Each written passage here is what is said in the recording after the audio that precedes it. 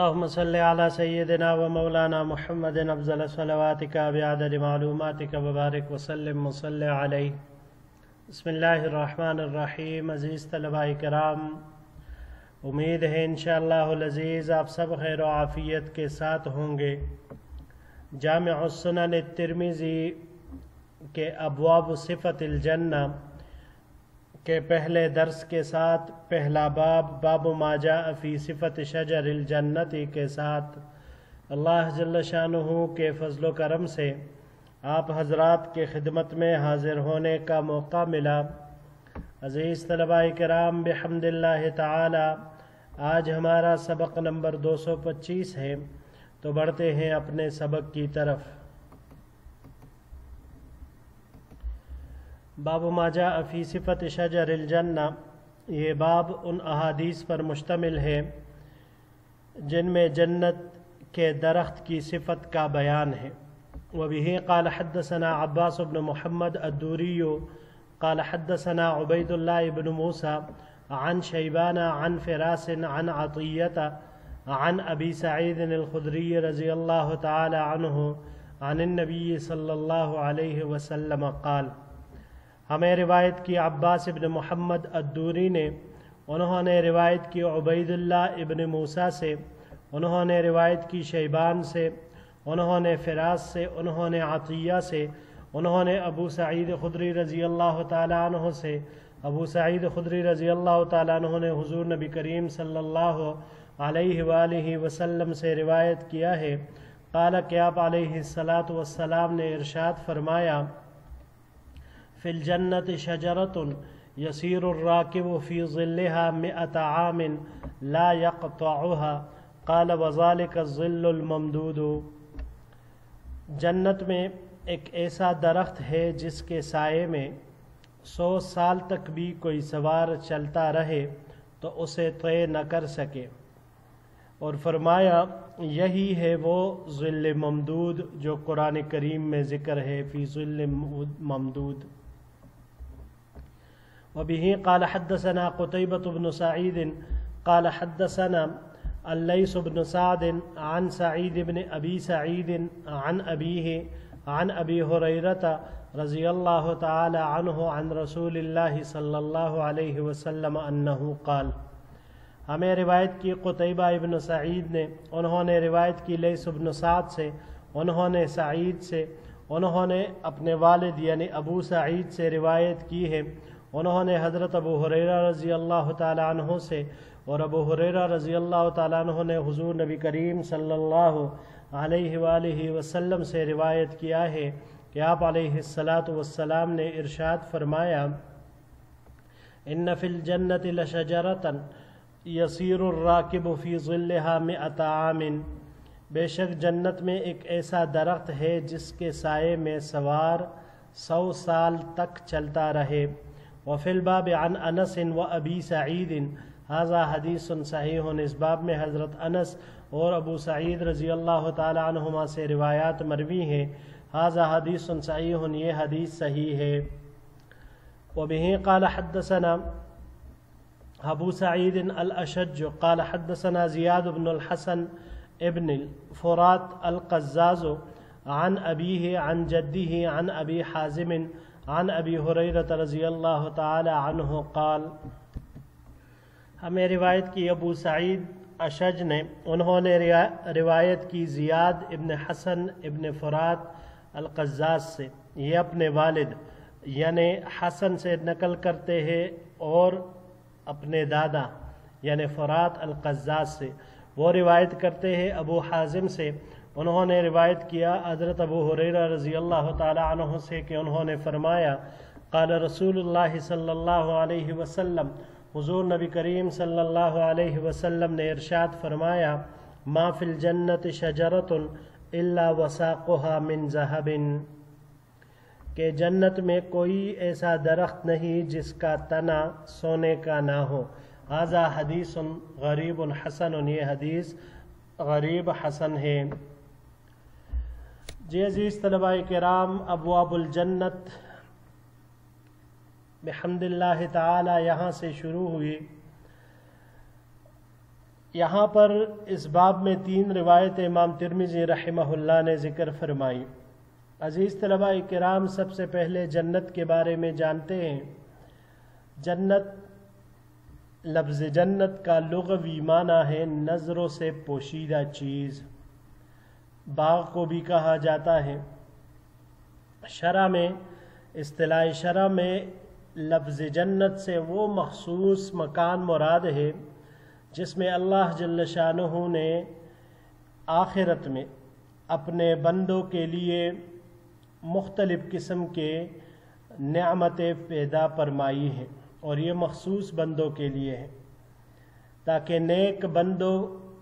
کو ہر طرح کی نعمتوں سے لطف اندوز کیا جائے۔ ان تمام روایات کو دیکھ کر عزیز طلباء کرام یہ بات یقینی طور پر ثابت ہو جاتی ہے کہ جنت اس وقت موجود ہے۔ یہ نہیں ہے کہ قیامت کے دن ہی جنت کو پیدا کیا جائے گا، جیسے کہ یہ رائے ہے معتزلہ کی۔ جمہور اہل سنت نے اس رائے کو رد کیا ہے اور یہی ثابت کیا ہے کہ جنت اس وقت بھی موجود ہے۔ رئیس المفسرین حضرت عبداللہ ابن عباس رضی اللہ تعالی عنہما فرماتے ہیں کہ قرآن مجید میں چونکہ جنات لفظ جمع کے ساتھ استعمال ہوا ہے تو انہوں نے ذکر کیا ہے کہ جنت 7 قسم کی ہے: جنت الفردوس، جنت عدن، جنت نعیم، دار الخلد، جنت المأوا، دار السلام، اور آخری 7واں علیین۔ اسی طرح ایک دوسری روایت بھی جو جمہور اہل سنت کے مسلک کی تائید کرتی ہے، اور سنن ابی داود میں وہ روایت ذکر ہے، اور اسی طرح مسند احمد میں بھی ابو ہریرہ رضی اللہ تعالیٰ عنہ کی روایت ہے کہ آپ علیہ الصلاۃ والسلام نے ارشاد فرمایا کہ جب اللہ جل شانہ نے جنت کو پیدا کیا تو جبرائیل امین علیہ السلام سے فرمایا کہ جاؤ ذرا جنت کو دیکھ لو۔ تو اس سے بھی معلوم ہوتا ہے کہ جنت اس وقت موجود ہے اور اسے پیدا کیا جا چکا ہے، اگرچہ وہ ہمارے نظروں سے اوجھل ہے، ہمیں دکھائی نہیں دے رہی، لیکن کسی چیز کا نظر نہ آنا یہ اس کو لازم نہیں ہے کہ وہ چیز موجود ہی نہیں ہے۔ بہت ساری چیزیں ہیں جو ہماری نظروں سے اوجھل ہے، لیکن ہمارا ماننا ہے کہ وہ موجود ہے کیونکہ حقیقت میں وہ موجود ہے۔ اب آتے ہیں باب کی طرف، تو اس باب میں 3 روایتیں بیان ہوئی۔ پہلی روایت،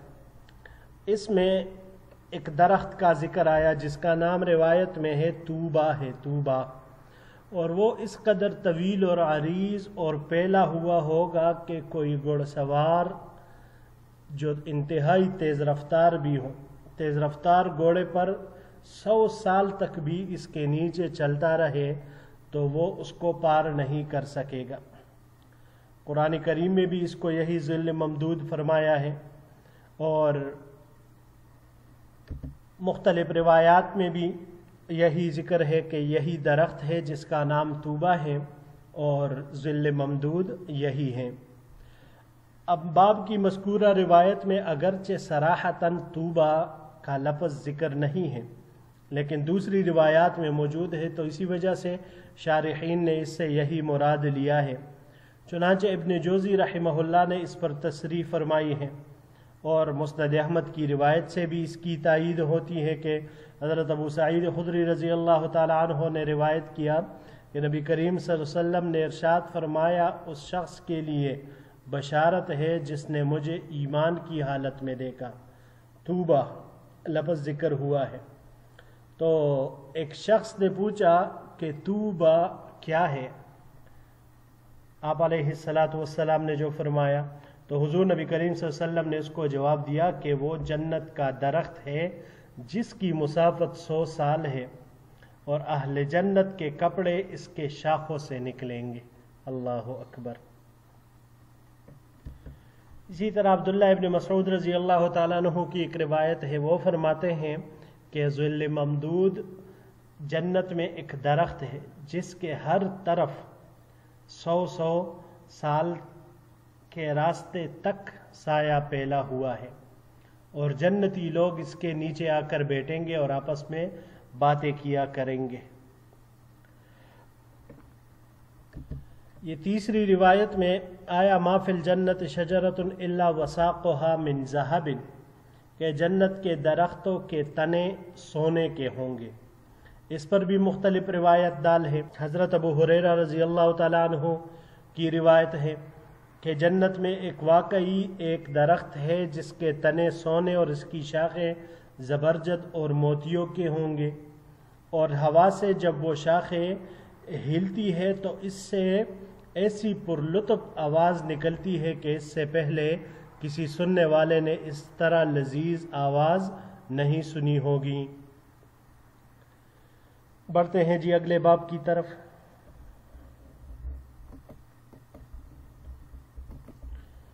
باب ما جاء فی صفت الجنت و نعیمها، یہ باب جنت کی صفت اور اس کے نعمتوں کے بارے میں ہے۔ وبه قال حدثنا ابو قریب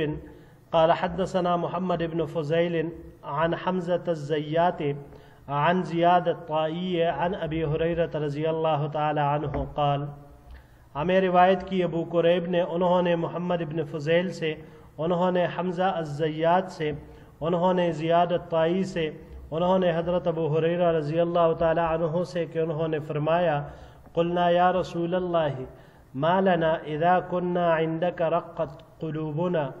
وزهدنا وكنا من اهل الاخرة فاذا خرجنا من عندك فانسنا اهالينا وشممنا اولادنا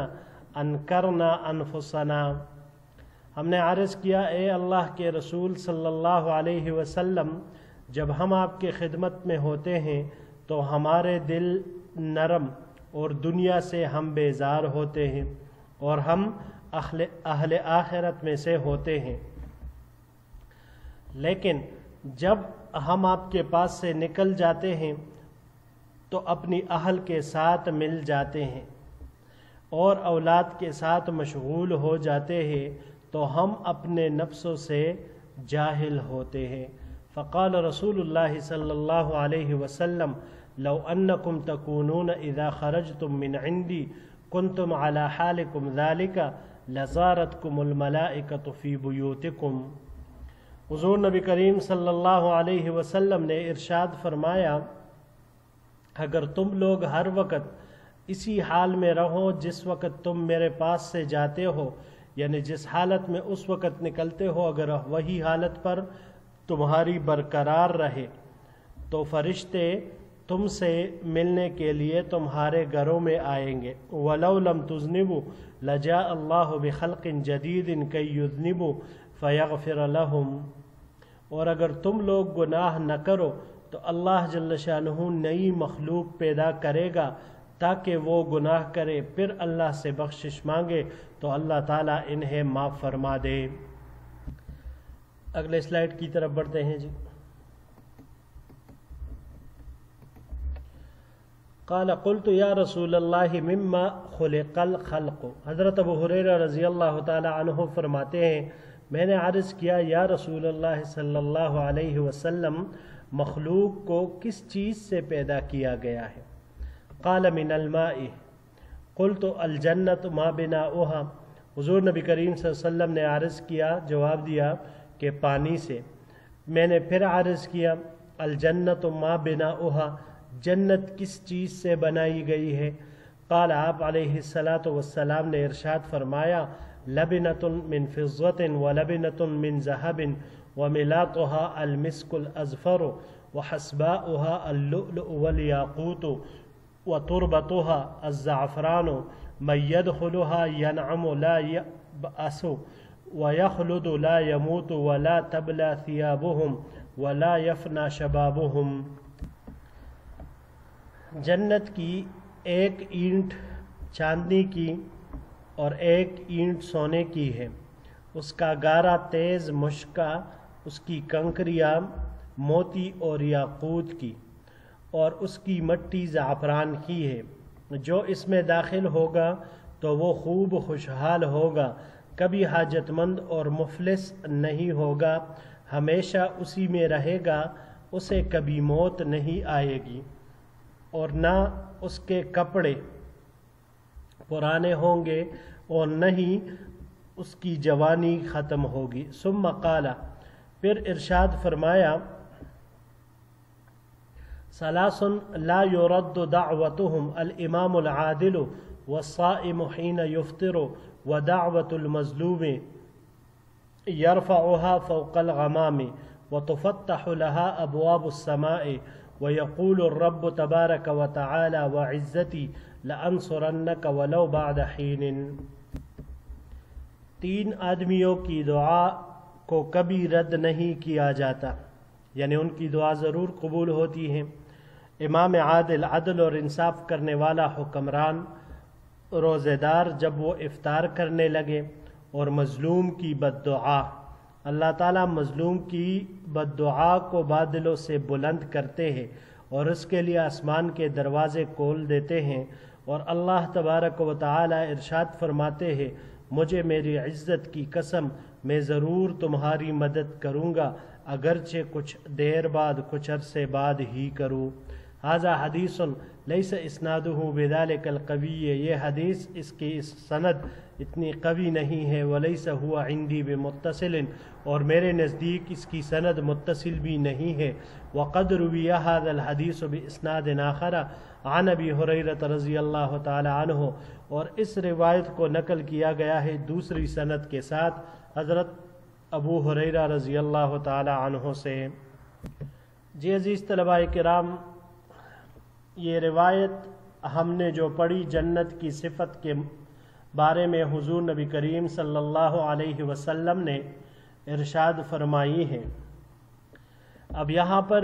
اللہ جل شانہ کی صفت غفاریت وہ ہمارے اوپر واضح ہوتی ہے کہ آپ علیہ الصلاۃ والسلام نے ارشاد فرمایا، وَلَوْ لَمْ تُذْنِبُوا لَجَاءَ اللَّهُ بِخَلْقٍ جَدِيدٍ كَيْ يُذْنِبُوا فَيَغْفِرَ لَهُمْ۔ انسان جب اللہ جل شانہ کی نافرمانی کرتا ہے اور پھر اپنے اس عمل پر پشیمانی کا اظہار کرتا ہے اور اللہ جل شانہ سے معافی طلب کرتا ہے، تو اللہ جل شانہ اس انسان کے اس عمل سے بہت ہی خوش ہوتے ہیں۔ تو یہاں پر اب کوئی یہ نہ سمجھے کہ گویا کہ گناہگار لوگوں کو گناہ پر ابھارا جا رہا ہے یا ان کی حوصلہ افزائی کی جا رہی ہے کہ وہ گناہ کرتے رہے پھر آخر میں توبہ کر لیں گے، نہیں، بلکہ حقیقت میں یہاں پر اللہ جل شانہ کی صفت غفار کی شان کو ظاہر کرنا مقصود ہے کہ اللہ جل شانہ جس طرح اطاعت اور عبادت کو پسند کرتے ہیں کیونکہ اللہ نے اس کا حکم دیا ہے، تو پھر انسان سے اگر کبھی لغزش ہو جائے، غلطی ہو جائے، گناہ سرزد ہو جائے، تو بھی اسے مایوس نہیں ہونا چاہیے، بلکہ اسے اس بات کی امید رکھنی چاہیے، اللہ سے توبہ آہذاری کرتے ہوئے، اپنے عمل پر ندامت پشیمانی کا اظہار کرتے ہوئے اللہ سے بخشش جب طلب کرتا ہے تو اللہ جل شانہ اس کو اس سے معاف فرما دیتے ہیں، اس گناہ کو اس سے ختم کر دیتے ہیں۔ آگے پھر روایت میں حضور نبی کریم صلی اللہ علیہ وسلم نے جنت کی صفت بیان کی حضرت ابو ہریرہ رضی اللہ تعالی عنہ کے سامنے، جو روایت میں ہم نے بیان کر دی کہ ایک اینٹ جنت کی وہ سونے کی، ایک چاندی کی، اور کس طرح مشک سے، اور اس کی جو موتی ہے وہ یاقوت اور جو قیمتی موتی ہے اس سے بنائے گئے ہیں۔ پھر عزیز طلباء کرام، حضور نبی کریم صلی اللہ علیہ وسلم نے روایت کے آخر میں 3 افراد ایسے ذکر فرمائے کہ جن کی دعا اللہ جل شانہ ضرور قبول کرتے ہیں۔ سب سے پہلا اس میں امام عادل، ایسا حکمران جو عدل و انصاف کے ساتھ حکمرانی کر رہا ہو۔ تو وجہ اس کی یہ ہے کہ جب وہ اپنے رعایا پر مشفق ہے، ان کے ساتھ عدل و انصاف کا معاملہ کرتا ہے، تو اللہ جل شانہ اس کی بھرپور نصرت اور مدد کرتے ہیں۔ دوسرے نمبر پر روزہ دار جب افطار کرنے لگے تو اس سے معلوم ہوتا ہے کہ جب بھی اللہ جل شانہ کے فضل و کرم سے ہمارے اوپر رمضان المبارک کا مہینہ آئے تو افطاری کے وقت دعاؤں کا بہت ہی اہتمام کرنا چاہیے، فضول گپ شپ میں، کھانے کی چیزوں کو مرتب کرنے میں، اور اس میں اوقات ضائع کرنے کے بجائے اللہ جل شانہ سے دعا مانگنی چاہیے۔ اور تیسرے نمبر پر جو مظلوم کی بد دعا ہے وہ اللہ جل شانہ فوراً قبول کرتے ہیں، اس کے لیے آسمان کے دروازے کھولتے ہیں، اور اللہ جل شانہ اپنی ذات کی قسم کھا کر کہتے ہیں کہ میں ضرور تمہاری مدد کروں گا، اگرچہ تھوڑا سا دیر ہو جائے، کچھ وقت اس میں لگ جائے۔ جی عزیز طلباء کرام، یہی تک ہمارا آج کا سبق تھا۔ انشاءاللہ العزیز زندگی رہی تو اگلے درس میں ایک نئے باب کے ساتھ پھر آپ کی خدمت میں حاضر ہوں گے۔ السلام علیکم ورحمۃ اللہ وبرکاتہ۔